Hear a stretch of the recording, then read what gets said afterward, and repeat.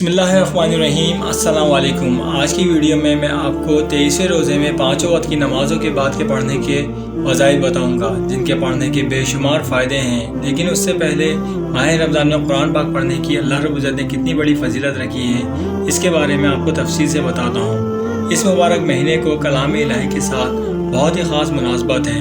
اسی وجہ سے عموماً اللہ پاک کی تمام کتابیں اسی مہینے میں نازل ہوئی ہیں۔ چنانچہ قرآن پاک لوح محفوظ سے آسمان دنیا پر تمام کا تمام اسی مہینے میں نازل ہوا، جس سے معلوم ہوتا ہے کہ اس ماہ کلام الہی کے ساتھ خاص مناسبت ہے۔ اسی وجہ تلاوت کی کثرت اس مہینے میں منقول ہے۔ حضرت ابو ذر رضی اللہ تعالیٰ عنہ کہتے ہیں کہ میں نے حضور صلی اللہ علیہ وسلم سے دریافت کیا کہ مجھے کچھ وصیت فرمائیں۔ حضور صلی اللہ علیہ وسلم نے فرمایا، تقوی کا اہتمام کرو کہ تمام امور کی جڑ ہے۔ میں نے عرض کیا کہ اس کے ساتھ کچھ اور بھی ارشاد فرمائیں، تو آپ صلی اللہ علیہ وسلم نے فرمایا کہ تلاوت قرآن کا اہتمام کرو کہ دنیا میں یہ نور ہے اور آخرت میں ذخیرہ۔ تقوی حقیقتاً تمام امور کی جڑ ہے۔ جس دل میں اللہ کا ڈر پیدا ہو جائے، اس سے پھر کوئی بھی معصیت نہیں ہوتی، یعنی کوئی گناہ نہیں ہوتا، اور نہ پھر اس کو کسی قسم کی تنگی پیش آتی ہے۔ جو شخص تقوی اختیار کرتا ہے تو حق تعالیٰ شانہ اس کے لیے ہر طرح سے اور ہر جگہ سے کوئی نہ کوئی راستہ نکال ہی دیتے ہیں۔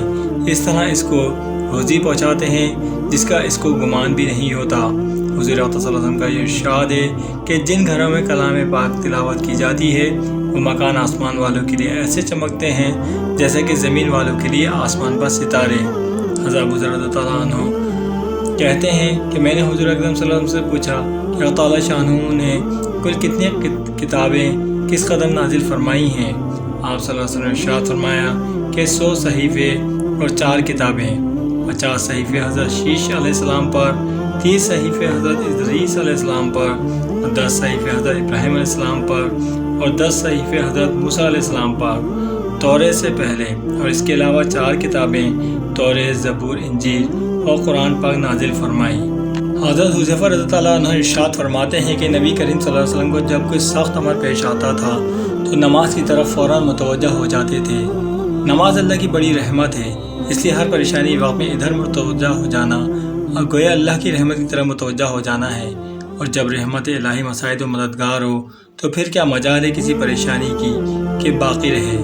حضرت ابو ذر رضی اللہ عنہ فرماتے ہیں کہ جب آندھی چلتی تھی تو آپ صلی اللہ علیہ وسلم فوراً مسجد میں تشریف لے جاتے تھے، اور جب تک آندھی بند نہ ہو جاتی مسجد سے نہ نکلتے۔ اسی طرح جب سورج گرہن یا چاند گرہن ہو جاتا تھا تو آپ صلی اللہ علیہ وسلم نماز کی طرف متوجہ ہو جاتے تھے۔ حضور اقدس صلی اللہ علیہ وسلم سے نقل کرتے ہیں کہ پہلے انبیاء کا بھی یہی معمول تھا کہ ہر پریشانی کے وقت میں نماز کی طرف متوجہ ہو جاتے۔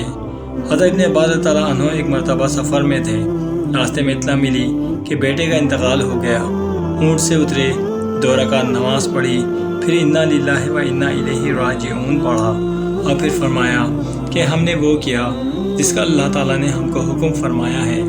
ایک اور قصہ اسی قسم میں نقل کیا گیا ہے کہ حضرت ابن عباس رضی اللہ عنہ تشریف لے جا رہے تھے کہ راستے میں ان کے بھائی قسم کے انتقال کی خبر ملی۔ راستے سے ایک طرف ہو کر اونٹ سے اترے، 2 رکعت نماز پڑھی، حتیٰ میں بہت دیر تک دعائیں پڑھتے رہے۔ اس کے بعد اٹھے اور اونٹ پر سوار ہوئے اور قرآن پاک کی آیت تلاوت کی، جس کا ترجمہ ہے، اور مدد حاصل کرو صبر کے ساتھ اور نماز کے ساتھ۔ بے شک وہ نماز دشوار ضرور ہے، مگر جن کے دلوں میں خشوع ہے ان پر کچھ دشوار نہیں۔ انہی کا ایک اور قصہ ہے کہ ازواج مطہرات میں سے کسی کے انتقال کی خبر ملی تو سجدے میں گر گئے۔ کسی نے دریافت کیا کہ یہ کیا بات تھی؟ آپ نے فرمایا کہ حضور صلی اللہ علیہ وسلم کو ہم کو یہی ارشاد ہے کہ جب کوئی حادثہ دیکھو تو سجدے میں یعنی نماز میں مشغول ہو جاؤ۔ اس سے بڑا حادثہ اور کیا ہوگا کہ ام المومنین کا انتقال ہو گیا۔ حضرت ابو ذر رضی اللہ عنہ کے انتقال کا وقت جب قریب آیا تو جو لوگ وہاں موجود تھے ان سے فرمایا کہ میں ہر شخص کو اس سے روکتا ہوں کہ وہ مجھے روئے، اور جب میری روح نکل جائے تو ہر شخص وضو کرے اور اچھی طرح سے آداب کی رعایت رکھتے ہوئے وضو کرے، پھر مسجد میں جائے اور نماز پڑھ کر میرے واسطے استغفار کرے۔ اس کے بعد مجھے قبر کے گڑھے میں پہنچا دینا۔ حضرت ام کلثوم رضی اللہ عنہ کے خاوند حضرت عبد الرحمن رضی اللہ عنہ بیمار تھے، اور ایک دفعہ ایسی سختی کی سی حالت ہو گئی کہ کہ سب نے انتقال ہو جانا تجویز کر لیا۔ حضرت ام کلثوم رضی اللہ عنہا اٹھی اور نماز کی نیت باندھ لی۔ نماز سے فارغ ہوئی تو حضرت عبدالرحمن کو بھی افاقہ ہوا۔ لوگوں سے پوچھا کیا میری حالت موت کی سی ہو گئی تھی؟ لوگوں نے عرض کیا جی ہاں۔ فرمایا کہ 2 فرشتے میرے پاس آئے اور مجھ سے کہا کہ چلو حاکم الحاکمین کی بارگاہ میں تمہارا فیصلہ ہونا ہے۔ وہ مجھے لے جانے لگے تو ایک تیسرے فرشتے آئے اور ان دونوں سے کہا کہ تم چلے جاؤ، یہ ان لوگوں میں سے ہیں جن کی قسمت میں سعادت اسی وقت لکھ دی گئی تھی جب یہ ماں کے پیٹ میں تھے، اور ابھی ان کی اولاد کو ان سے اور فوائد حاصل کرنے ہیں۔ اس کے بعد 1 مہینے تک حضرت عبدالرحمن زندہ رہے، پھر انتقال ہوا۔ حضرت نذر رضی اللہ عنہ کہتے ہیں کہ دن میں ایک مرتبہ سخت اندھیرا ہو گیا۔ میں دوڑا ہوا حضرت انس رضی اللہ عنہ کی خدمت میں حاضر ہوا۔ میں نے دریافت کیا کہ حضور صلی اللہ علیہ وسلم کے زمانے میں بھی کبھی ایسی نوبت آئی تھی؟ تو انہوں نے فرمایا خدا کی پناہ، حضور صلی اللہ علیہ وسلم کے زمانے میں تو ذرا بھی ہوا تیز چلتی تھی تو ہم سب مسجدوں کو دوڑ جاتے تھے کہ کہیں قیامت تو نہیں آ گئی۔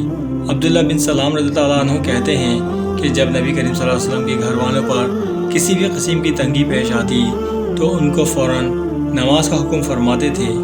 حضور صلی اللہ علیہ وسلم کا ارشاد ہے بڑا قابل رشک ہے وہ مسلمان جو ہلکا پھلکا ہو، یعنی اہل و عیال کا زیادہ بوجھ نہ ہو، نماز سے وافر مقدار میں اس کو حصہ ملا ہو، روزی صرف گزارے کے قابل ہو، جس پر صبر کر کے عمر گزار دے، اللہ کی عبادت اچھی طرح کرتا ہو، گمنامی میں پڑا ہو، جلدی سے مر جائے، نہ میراث زیادہ ہو نہ رونے والے زیادہ ہوں۔ اب میں آپ کو 23ویں روزے میں 5 وقت کی نمازوں کے بعد کے پڑھنے کے فضائل بتاتا ہوں، جن کے پڑھنے کے اللہ رب العزت نے بے شمار فائدے رکھے ہیں۔ بعد نماز فجر 7 سلام 11 مرتبہ پڑھیے۔ بعد نماز ظہر سورہ 3 21 مرتبہ پڑھیے۔ بعد نماز عصر 5واں کلمہ استغفار 100 مرتبہ پڑھیے۔ بعد نماز مغرب دعائے مغفرت 100 مرتبہ پڑھیے۔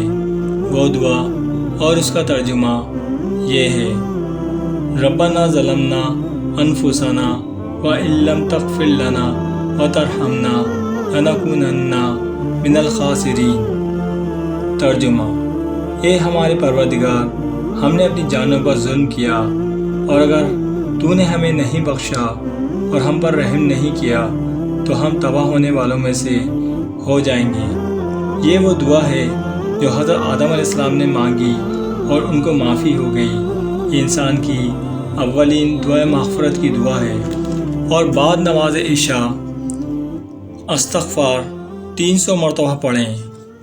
وہ دعا اور اس کا ترجمہ یہ ہے: استغفر اللہ الذی لا الہ الا هو الحی القیوم واتوب الیہ۔ ترجمہ: میں اللہ تعالیٰ سے اپنے گناہوں کی معافی مانگتا ہوں۔